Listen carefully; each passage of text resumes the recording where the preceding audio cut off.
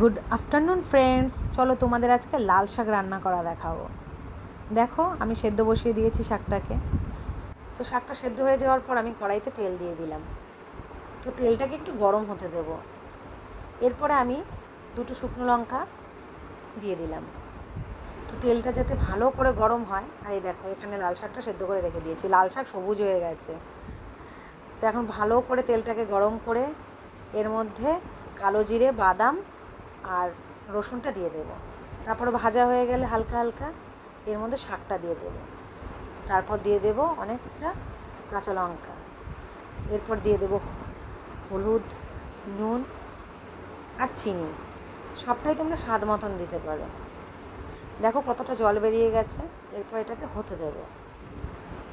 তো দেখো হয়ে গেছে। এখন দেখো শুকিয়ে গেছে অনেকটা জলটা। তো এখানে আমি নাড়াচাড়া দিয়ে নিলাম। এরপর নামিয়ে দেব। এরপর আমি একটু এর মধ্যে পোস্তটা ভেজে নেব। তোমরা চাইলে পোস্তটা আগেও ভেজে রাখতে পারো, কিন্তু হালকা হালকা ব্রাউন হতে হবে পোস্তটা, তাহলে ভাল লাগবে খেতে। তো আমি পোস্তটা ভেজে নিচ্ছি দেওয়ার জন্য। তো দেখো এখন আমি পোস্তটা ভেজে নিয়ে এর মধ্যে আমি লাল শাকটা দিয়ে দেব। ভালো করে ভেজে নিয়েছি।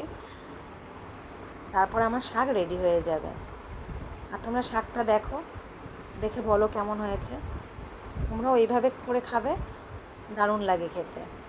যদিও বলতে নেই শাক ভালো হয়েছে, তাও বলছি সত্যি ভালো হয়েছে শাকটা। আর দেখো তোমরা লাস্টে দেখে নাও। আর তোমাদের যদি ভালো লাগে তাহলে একটা লাইক, কমেন্ট আর শেয়ার করে দিও। আবার নেক্সট ভিডিওর সাথে তোমাদের সাথে দেখা হবে। চলো আজকের মতো টাটা।